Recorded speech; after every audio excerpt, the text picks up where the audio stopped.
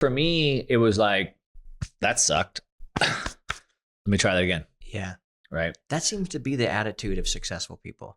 It's like, oh shit, I skinned my knee. Well, that's okay. It'll scab up and we'll grow back and we'll be fine. Yeah, I need a bag, bruh. Send it through quickly. I'm making his dog like I'm in the big leagues. Yeah, I told him I'ma hit it out of stands. I deserve another 100. All right. Welcome to another episode of the Married Game Podcast. We're the voice you trust when it comes to lust, and we are who you hire when she lacks desire. If you want to tune in because you want to be more of a boss, you're going to want to listen because I got my buddy, Mark Moss. Mark Moss, the boss. Mark Moss, the boss. What's up, bro? That's Glad right, you're man. here. Yeah. Welcome to the Man Cave. Yeah, I love it. You are a surfer. I am. Who is a local at one of the greatest breaks of all time. Yeah, arguably the most competitive break. Yeah. And I remember when you and I connected, I was down at your studio, beautiful studio, by the way, not that far from here, Yeah. San Clemente. I just was down at T Street. I grew up surfing T Street and boogie boarding and all that good fun stuff. And we live here on Salt Creek. Yep. So, and I grew up here in Salt Creek. Yeah. So both great spots. And, but it's so much more hollow and a little more crazy here for teaching my daughter. For sure. So I took her down to T Street and was actually able to get her on the face of the wave a little bit, and she just lost her mind. Yeah. And somebody asked me, how was your weekend? I said, it's the best weekend of my life because I got to ride waves with my daughter. Yeah.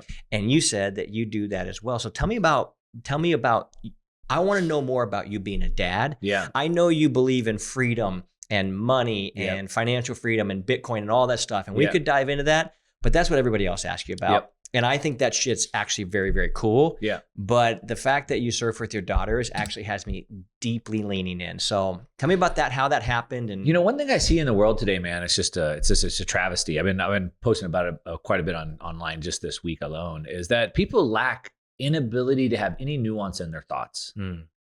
They approach everything as being binary. And that's just not how the world is, right? It's dynamic. Yeah. And so when it comes to being a father, right, it's dynamic as well, right? And so certainly we should be talking about money because we need to be a good provider. Yeah. We should also be a good protector. Yeah. Right. And so we should know how to be, as Jordan Peterson would say, be a weapon, right? Yeah. Be capable of violence, as he puts it. But we should also, be responsible for the family as well. And the family that prays together stays together, but the family that plays together stays together. Oh, I like that. And so what I realized when I was young and having kids, I wanted to have kids younger because I wanted to still be active when they grew up. I just realized that, when I look back through my life, like my friends have changed a lot. I mean, I still have a few core ones, but mostly they've changed. And the reason why is because you hang out with people you do stuff with. Yeah. That's so true. So right now, my daughter wanted to start playing tennis. Jumping on the end of the story, she wanted to start playing tennis, so me and my wife started playing tennis. Okay, fine. Nice. So let's just play together.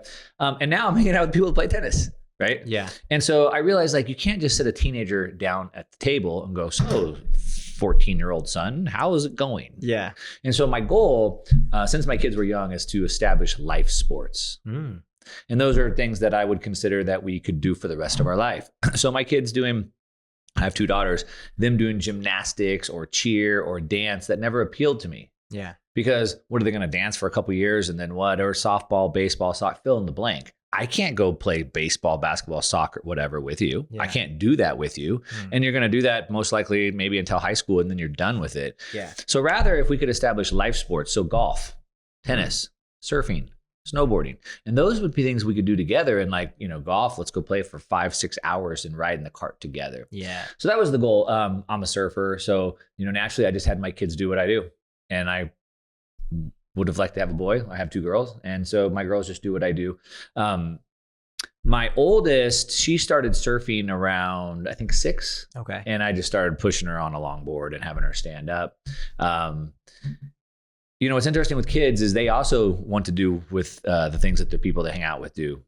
And I grew up here at the beach in Dana Point. We moved up into the hills up in San Clemente, and it wasn't really the beach area. Yeah. If you're from San Clemente, that's like a different country up there. Yeah, it really is. And, I got my daughter surfing there, but none of her friends were doing that because we didn't live by the beach. And so then we moved down to a private community on the beach. And then we went to the school that's on the beach. And then you realize that the people that live on the beach are people that really want to be there. So then they want to be surfing. The kids are then surfing. So anyway, she made all these friends surfing. She became a very competitive surfer. Really, really good. Wow. She was like top 25 in the nation at one point. Yeah. That's not easy to do. No, super serious about it. She did it all the way through middle school, which is Short Cliffs, which is won every championship like that's 15 years. San Clemente High School, which is like won every championship for like 15 years. Yeah. So she surfed on both those teams. So did really, really well. My younger daughter's 5 years younger, and I got her in the water a little bit younger, and I knew a lot more then about teaching kids how to surf, and kind of back to kind of what you're talking about, taking her on a wave where she could ride the face. Mm-hmm. So with my oldest daughter was like just pushing her on whitewater. Yeah. On my younger daughter, we just went straight to the waves. And what was super rad, and maybe you'll get there, but when you do surfing competition, when the kids are under 8 years old, it's a team sport. So it's all pushing. Yeah. So I'm putting fins on. I'm in the water with my daughter, swimming and pushing her into waves. Then I swim in and get her. I bring her back out. So it's like a team sport. It's so rad. Yeah. To be able to do that with your kids. Because like, when else can you be a teammate with your daughter? And so that was super cool. So we did that for a bunch of years. And so that's kind of where it started. Now, the benefit of that is that back to the family that plays together, stays together. The benefit of that is for me, like surfing is what I want to do all the time. Yeah. And now both my kids, their passion is surfing. My wife, she just wants to be in a bikini on the beach. Yeah. She can do that. She's fine. And so now all of our family vacations are surf trips. Right. That's epic. And That's so epic. not only has it been good for my relationship with my daughters, it's been an amazing life. I mean, we've traveled all over the world, Fiji, Tavarua, you name it, on the best spots in the world. And my daughters surf at Tavarua. Right. Dude. And so we do these different things. I mean, we probably take about 5-6 surf trips a year. You guys been to Waco yet? 3 times. Yeah. Yeah. Yeah, I've been there 4. Yeah, 3 times. That place is fucking epic. So we do that. And so we get the benefit of me and my daughters being able to do that thing together, share our passions together, and the family really participating in that. My wife turned into the family photographer, filmer. Of course. And, she drove the kids to all, because they worked with surf coaches, and she took them to the surf coaching, and she's at all the contests. And my wife could watch the WSL right now, and she could tell you exactly what that score is on that wave. So she gets it really well. Wow. So it's just been a really cool way for the family to bond. Dude. Okay, I have a question for you, because when I first started taking Jovi into the water, I didn't want her to get like smashed and be like, I don't want to ever be a part of waves. So I was like easing her into it. We started wave diving so she felt comfortable in it, getting thrashed around. Then we start, is that kind of, did you have that approach? Because I didn't want her to get so afraid of it that she didn't want to be a part of it. That's certainly the right approach for sure. What does it take to get to that level is a question, right? So I don't know how confident she is in the water, just from a pool standpoint. She's a great swimmer now. So, if you're confident in that and you play in the waves regularly, like, because we live at the beach, like we live at the beach. Yeah. We're always at the beach. So my kids grew up at the beach, so they were probably a little bit more comfortable. But going back to doing the push-in, I am taking her out in the water. So she's on a surfboard. I'm swimming basically on her back with fins, and I'm duck diving her. Yeah. Right. And then I'll push her and I'll go get her. So I think that was probably a little bit safer. Obviously, you start smaller, but you don't want to scare them. That would definitely set them back. Yeah, I've had a couple of my friends where they weren't paying attention. The waves just crash over their daughter. I'm like, well, I don't know if she's going to be a surfer. Yeah. Maybe, maybe not. Okay, so Mark, you've got an interesting past. You've got an interesting history. You love freedom like I love freedom. What has you amped right now? Like, what are you you're on fire? I really liked your energy when I met you.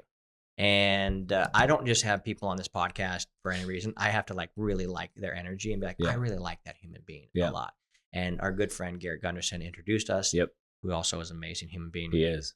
What's got you amped right now?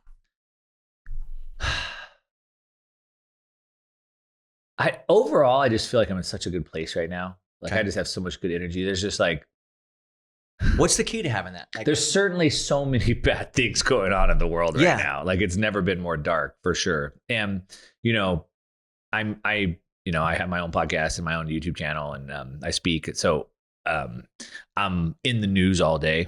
I have to live in the news cycle. Okay. I'm all over Kamala's new tax plan and unrealized capital gains. And I'm in that, right? And it's very easy for me to get absorbed by that. Most people do, unfortunately. But back to the nuance, right? Non-binary. I can see that, but then be out of that. So for me, I'm just, man, I don't know. I'm just in such a good place right now. I think what has me excited personally or business or what? Where are we going? Well, you have a great energy. You've got a good business. You have an abundant life. What do you think is the key? Because I don't imagine you came out of your mom's vagina that way. Yeah, You've had ups and downs. Sure, certainly. So how old are you now? I just turned 50 last week. Fuck yeah, dude. Yeah, just you last look week. Great, man. Yeah, thanks. For 50, yeah. I'm 45. I don't like that number.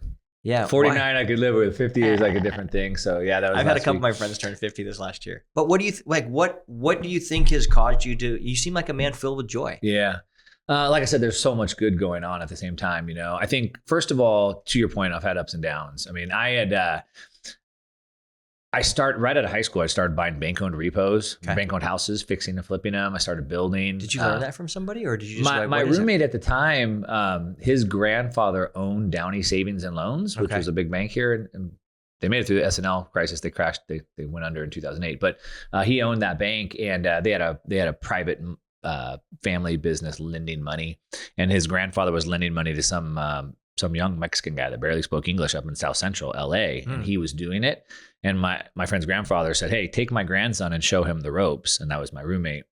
And I just saw him do it, and I was like, "Well, I don't want to do that." Yeah. I didn't have anyone to teach me. I didn't get mentored like he did. I just saw, well, if he's doing it, I can go figure it out. But the point is that, I mean, I just jumped right into it, started making, really good money. I didn't go to college. I just figured out how to make money. I started a couple businesses we can get into, but I had 2 different businesses that I built up and had big exits from. I had a Fortune 500 exit, like really, really well. And my goal was to be retired by the time I was 30. Okay. That was I told people when I was like 21, I'm going to be retired when I'm 30. And they're like, dude, you didn't even go to high school, or you barely got out of high school. Like, no way, right? But I did. I had 2 big exits. I had a crap ton of real estate. And I built this massive house overlooking the Dana Point Harbor, 6-car garage, elevator. I was married, just got married 2 years earlier, just had my first kid. And like, man, it was like, I was set. I bought the sports car that I always thought I wanted. Yeah. And then 2008 came. And I quickly found myself from having a multiple 8-figure portfolio to now owing millions of dollars. And I was extra screwed because not only did all my assets get upside down, I couldn't afford the debt service on those assets, but even worse, I had sold my businesses. So now I had no income. So I had no way to make any money. I had no credit. I had nothing. And I had to tell my wife that we have to leave this house, and I don't even know where we're going to go move to, because I don't even know how we're going to afford anything. This is the story I want to know about. Yeah. So what pulled you through that? What did you learn from that and pull you through that? I mean, we could go for days on that, right? Yeah. But because there's guys, 15,000 dudes listening to this that are like, oh, I've made some fucking financial decisions just like that. I hear it all day. All I hear is excuses from people all day. Woe is me. Like, dude. Yeah. I got into flipping houses in 2008, 2009.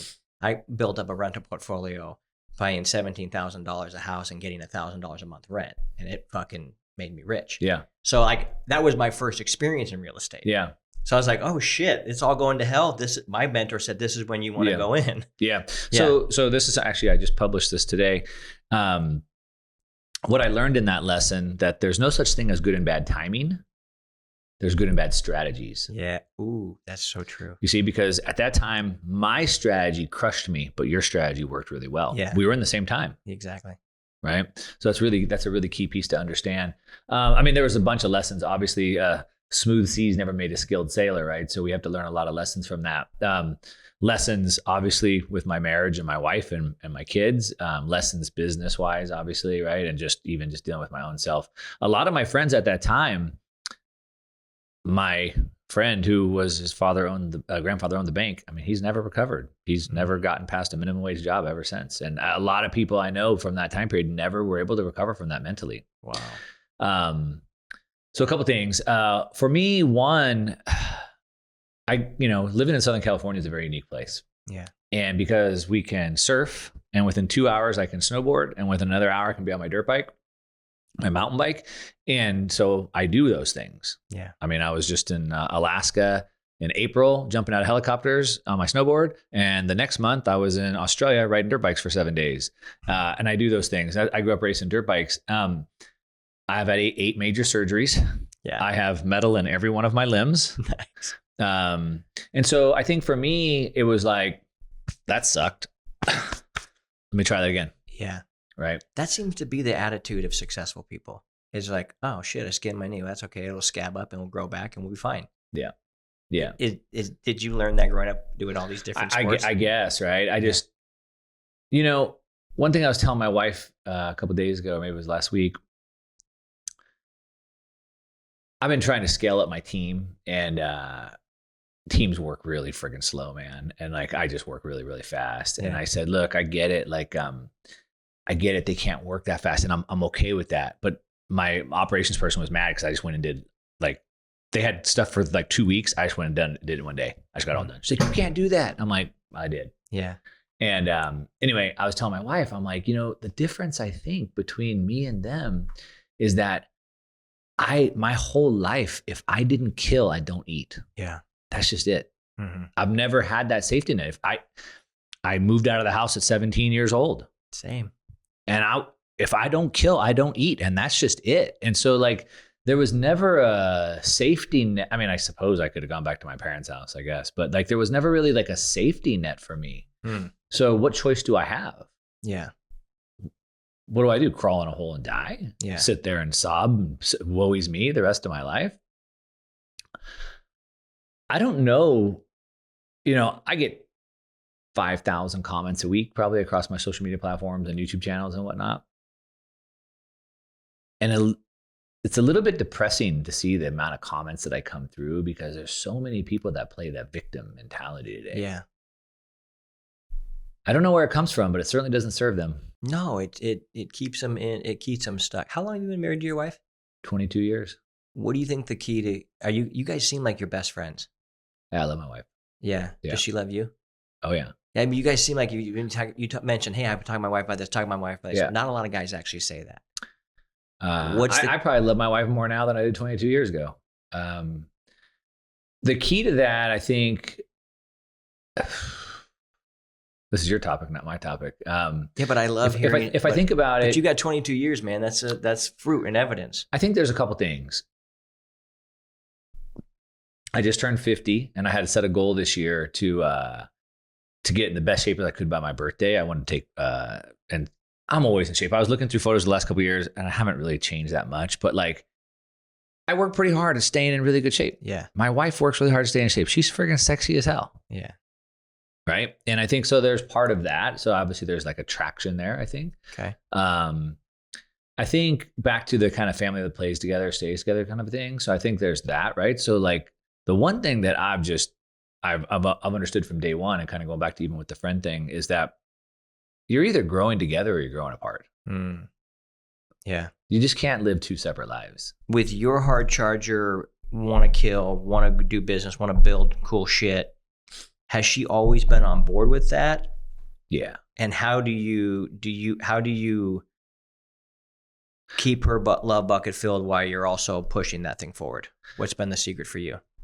I don't know this because, again, this isn't my area, but my thought process has been, you know, there's always the nature versus nurture argument. Mm-hmm. And so I've seen a lot of my friends with really bad relationships. Yeah. And my wife doesn't support me. My wife doesn't understand. My wife, all these things. And I just can't help but think a lot of that might be nurture and not just nature. Like, have you laid out those expectations? Have you been the guy that she could trust to do those things? Have you built up that, right? So what was interesting about me and my wife is we met in the crazy late 90s, which was in Southern California. Like, the nightclub scene was just like insane back then. And we were both nightclub promoters, and we worked at the largest nightclub in the world at the time. Where was that at? Well, down in Huntington Beach? It was here. It was Huntington Beach, right? In San Diego, Los Angeles, Las Vegas, right? All over that. But yeah, we were good friends for a couple years, and we were really good friends for a couple years, and then we got together. And I felt like she was the first girl who really like knew everything about me. And there was never like this place where I had put up like this false front, or like I didn't tell her that I was going to do steroids, or I didn't tell her that I wanted to, or whatever it was, right? It was just like, she just knew everything. Yeah. So I think there was that. And so sort of that nature versus nurture, right? So it's like, she's just always known. And like, you know, I've seen a lot of my friends are like, they deny themselves a lot of things. Like, I can't go on that trip. My wife would never let me. I would, right? And so like, I've just never got to that point, right? I just have always done those things. But that's not to say that it's always a take, right? I believe that all relationships, not just marriage, all relationships, I like to think of them as like bank accounts. Yeah. Right. Ooh, I like that. I'm a money guy, right? So bank accounts, right? And so like, are you putting enough deposits in those bank accounts on a regular basis? Because at some point there's going to be a big withdrawal. Yeah. And you don't want to be bankrupt. Yeah. You want to have way more credits than withdrawals. Yeah. So I certainly wouldn't say that it's like me doing what I want, but I don't. And certainly there's plenty of things that I could do that I just don't, because it's, you know, it's not the best interest. But at the same time, if I want to go on a dirt bike trip to Australia a couple weeks after I just got back from a helicopter trip to Alaska, then I'm just going to do that. Yeah. You know, so I think it's a give and take. I think there's a balance. Do you do that with, does she do that with her? Does she travel with the girls and do fun stuff like that as well? She does a little bit. Yeah. Yeah. I mean, obviously she doesn't jump out of helicopters or ride dirt bikes. But she, you know, she'll do her little girl trips here and there. I like her to go do that as well. Do you find it's easier for you to make friends locally and harder for women, for your wife? Yeah. I mean, now we're talking the difference of men and women for sure. Yeah. I feel like it's easier for us guys to find like guy buddies, and it's harder for girls to find girlfriends. Yeah. And having 2 teenage daughters, I mean, you can see how that evolves from middle school to high school and how it eventually ends up to where they're at today, for sure. It's unfortunate. Yeah. It's unfortunate. I always thought, you know, like if there was an app where girls could jump on and find like other girls to hang out with that were of the same ilk, that would probably, you don't think it would work? Nah. You know, because back to, I think what I said earlier, which is like, we hang out with people we do things with. Yeah. That's what it comes down to. Yeah. You know, who we do things with. So I don't, you know, we would meet people. You told me your story about how you met Garrett White. What were you doing? Yeah, surfing. You were doing something. Yeah. Right. And then you built that relationship by doing something together. Yeah. You were there surfing every day. He was there surfing every day. Right. Yeah. I want new buddies to dirt bike with. I go dirt biking with my buddy. He brings another guy that dirt bikes. We hit it off. Let's go dirt biking together. Right. Yeah. Mountain biking, whatever that is. So I think of it more like that. Yeah. I saw someone post something the other day and they said, I don't want to drink anymore. How do we meet new people if we don't want to drink? That was like a real post, you know, and I could read the comments, you know, because drinking is such a social thing. Yeah. Hey, let's go have a drink. Yeah. Right. Hey, let's go hang out and have a drink. Yeah. Let's go shoot some pool, have a bar at the bar, have a drink. Right.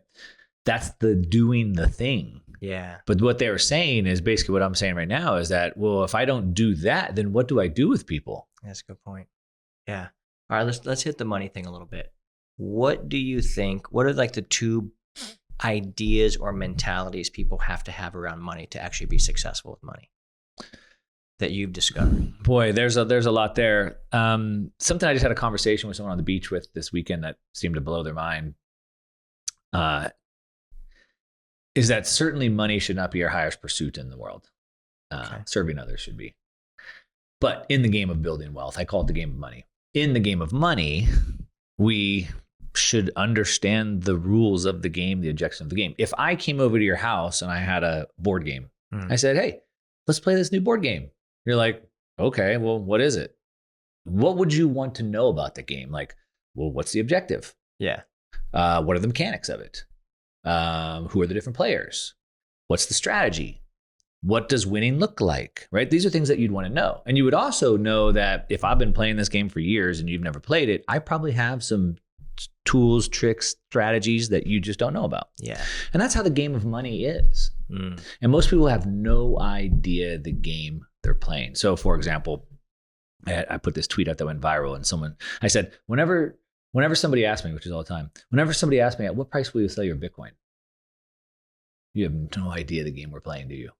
How can you expect to win the game of money if you don't even know the game, the rules, or anything? So what do I mean by that? And this is the conversation I had with someone at the beach the other day.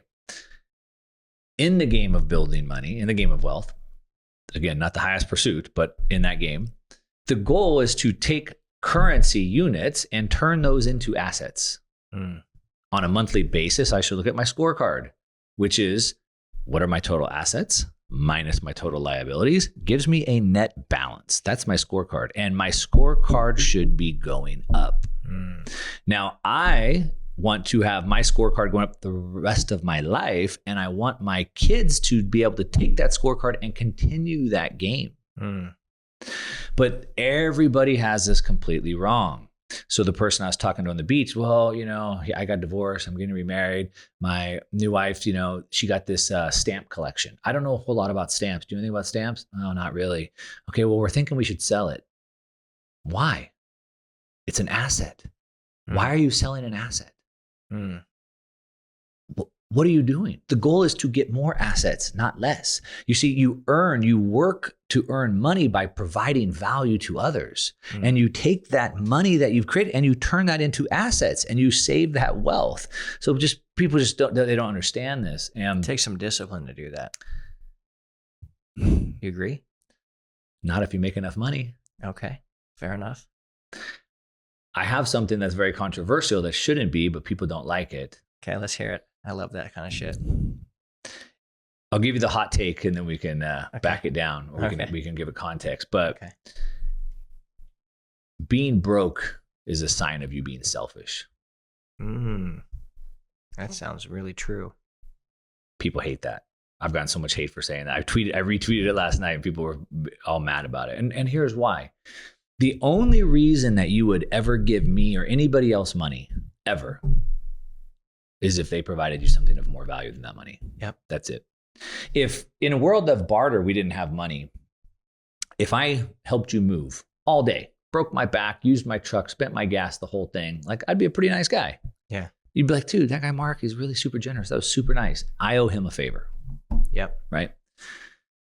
But let's just say that that's a barter economy. So you're like, hey, Mark, here's like I owe you a favor. Whenever you need me, call me. Cool. But then I go help this other guy move. And he gives me an IOU for a favor. And this guy gives me an IOU. But let's just say that's a barter economy. Let's just say that I could exchange these IOUs. And if you're like, dude, this guy Mark, every weekend he's like helping people move.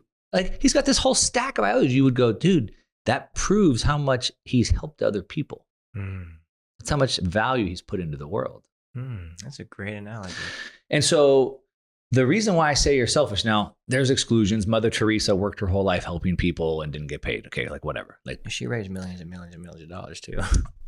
People love to point out the little friggin' anecdotal pieces where they can like justify their existence of doing nothing, right? Yeah, that's so true. But as a rule, we only get paid for the value we provide into the world. And the amount of money that we get shows that we are producing more value than we're consuming.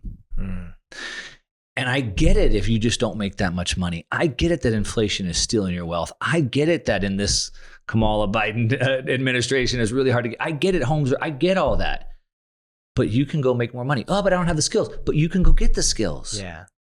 And so by you not even be willing to learn the new skills so you can go provide the value into the world that the world needs is selfish. You would rather sit on the couch and watch Netflix than learn a skill so you can go help and solve someone's problem. Yeah. Think about that. I don't have the skill. Well, you could get it. Yeah. You'd rather play video games. Cool. You're selfish. Yeah. So that's a beautiful take. And the reason why it's important to understand that is because back to you said, isn't it hard to build those assets in today's market? And I said, not if you make enough money. Yeah. So then the question is, well, how do you make enough money? You provide value. Yeah. Well, how do I do that? You learn new skills. Yeah. Take them to a bigger market. So I think that's one big misconception around money, how we get it, and then what we do with it, we save it. So I don't know. You got another big one? That was a good one. We'll make a really cool clip and reel out all that. Yeah. We like hot takes around here. Yeah, I know. I dropped that on a podcast just because I knew it was going to cause controversy. But I think it's true, right? I mean, it is true. It's totally true. But people, like I said, people love to fall on those like little but whatever, yeah. Right? But what about if I live in a third world country? Do they have an iPhone? Yeah. I don't know. Anyway, so we want to provide more value to the world to make more money. Okay. Then we want to turn that money that we've created, that value we've created and we've earned, and we want to save that money. And then what we want to do is that we never want to sell those assets. ever. You see, we live, unfortunately, most people don't even know this. Again, they don't know the game of money. We live what's called a debt-based monetary system today. So the whole world used to be basically what you might call a equity-based system. So we were on a gold standard, right? So gold was money. Paper currency units were a representation and a claim to that gold. 1971, Nixon took us off of that. So we're in a debt-based monetary system. So what that means is that Dave Ramsey tells you that you should never use debt. Debt is bad. And certainly, like anything, a double-edged sword. Overdeveloped strength can become a weakness as well. And certainly I got burned really bad with debt. I get it, right?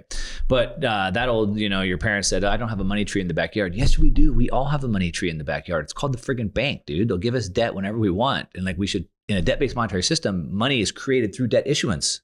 Yeah. I can go get $1 million right now. Like for anything I want. The bank will just give it to me, right? So, we have to understand we're in this debt-based monetary system. But because of the debt-based monetary system, basically when we create that debt, we're stealing value from the future.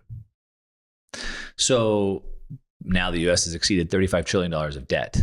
We've enslaved our kids and our grandkids with this debt they're gonna have to keep paying forever, right?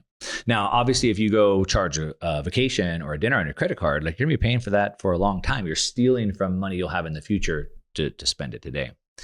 And the problem with that is it's put us all into this really short-based thinking, short-term thinking, high time preference. And so now we want everything instant. Everything has to be instant gratification. If I can't get ripped by tomorrow, it was a scam. If I don't make 1,000% of my money by next week, it's a scam, right? And everything's like short-based. And the problem is that we now think on everything short-term. And I think we need to change that. It's time, I believe, that we start pushing value into the future and not taking it. How do we do that? Well, we do that by what I'm talking about, by creating value first, saving that value in assets that then can go to my kids and to my grandkids and to my great-grandkids. Why wouldn't I want to leave my kids better off, give them a higher plateau for them to build off of, and my grandkids a higher plateau for them to build off of? And so we want to push value into the future instead of stealing from it. And this goes back to a big misconception. So I'll hit this last one.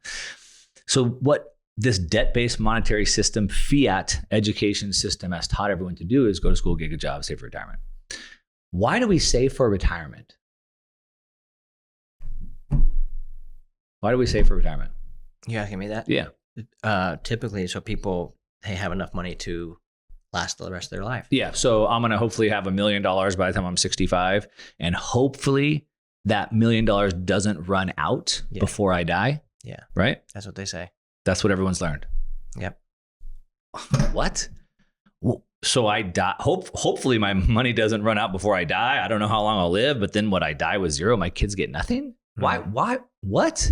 Yeah. How about I take that $1 million and instead of spending it down to zero, how about I take that $1 million and buy assets that give me $150,000 a year? Yeah. Now I have $150,000 a year for as long as I live. Yeah. And that $1 million assets by the time I die is now worth $2 million. Now my kids get the $150 a month plus the $2 million asset. Yeah. Like, what? And it's probably getting fucking paid down as you go. Well, unless you. Well, so the 150 goes up to 170, 200, whatever, right? Yeah. But like, what is this fiat monetary system, education system that we've done? Like, people are trying to save for retirement for 40 years. Just this week, there was that yacht sank off the coast of, was it Italy or whatever, with that billionaire? I don't know if you saw that. This guy had been fighting some court case for 13 years and just won it, some $1 billion, whatever. So he got his family, they went and did this yacht trip and it sank and he died. Oh shit. And there's like drama, conspiracy around it, whatever. The point is though, this guy delayed that gratification for 13 years and then he finally went and did and he died. Yeah. And so we delay this gratification, which we should. I just talked about the problem with short-term thinking, but like, why should I work for 40 years to hopefully one day live long enough to hopefully one day have enough money to live off of, which we know doesn't work. Half of baby boomers today have zero savings, half of them. So it didn't work. It doesn't work. The math can't work. So we're doing this whole thing when in reality, like most people within less than 5 years could just build up the income they need and just be retired right now. If they learn the skills. Yeah, they learn how to create some money and buy cash flow. It's pretty simple. I mean, with a obviously it depends on your income levels and how much money you need. Obviously, if you make $1 million, if you need $1 million a month, this doesn't apply. But for the average person, my daughter's now just graduated high school, so I tell her every boy that graduates high school, like one of our friends just graduated, he went off to college last week. I wrote him a long card and I tell them all the same thing. With a $10,000 investment today in a single family rental home, you can be retired in less than 10 years. Think about that as you're going to college. Yeah. So most people can do that. Beautiful seed to plant in a young man's mind. Yeah. Beautiful. I wish we had more time. I know, me too. I got so many questions, but you've actually stirred my heart into wanting to buy more assets and to really think through that. So thank you for that. I know the guys listening, I think, there's two things that men deeply actually care about, and that's getting paid and getting laid. And when a man's getting paid and getting laid, he feels like he's in his power. And when a man's in his power, he steps into his purpose. That's something I deeply believe. And it seems like you're doing that. Yeah, definitely. And I know we're new friends, but I enjoy your energy, and I'm excited I want to have you back and dive into some more stuff. We'll have a lot more time for this. I know I talk so fast because I knew it was such a short period of time. No, but it's great, and I think it was just the tip for a lot of people, and they're going to be asking for more. And not a lot of people are talking about money in a way that that breaks it down so simply. You know what I mean? I read the book Rich Dad Poor Dad, and he talked about a lot of like these types of things. And there's a reason why that book became so popular, because it took these very basic principles, and we're like, well, I actually think I can pull that off. And I think that's what you're doing. I think there's a lot of guys. Where can people find you if they want to dive down the rabbit hole of Mark Moss? Yeah, I mean, I'm not hard to find. Just Google Mark Moss. My website is one Mark Moss, the number one Mark Moss, and I have everything linked there. I have a free ebook you can download. It's how to retire with tax-free income off of Bitcoin, which is a pretty unique strategy, which breaks down this entire game of money, who the people are, what are the strategies, what are the tools. It talks about debt, the whole thing. So everything we kind of talked about is summarized in that book. So if you want to know more about that, get that free book, onemarkmoss.com, and follow me on social media or YouTube. I put out a couple videos a week. Hell yeah. Is there one thing that you would love? You got 15,000 guys that listen to this every single week. If there's just one thing that you just like, I want to say this to them, what would it be? Ooh, boy, the one thing to 15,000 guys, knowing your audience, it probably wouldn't change for the audience, but what I would say is that it just takes one person to change the whole lineage and direction of your life and your family's life. It takes one person to step up, because it's all about education, whether it's your kids' health, their diet, the way they spend money, the way they make money, the way they put value into the world. It all starts with one person making that change. So I think it's probably more of a challenge than anything. Be that person, be that change, teach your kids right, and we can change the world. Oh yeah, Mark, thanks for coming on, man. I appreciate you. Well, you heard it there, and it's the shit we talk about here, getting paid and getting laid. So don't be a nerd, spread the word, and as always, keep crushing it, because that shit is contagious.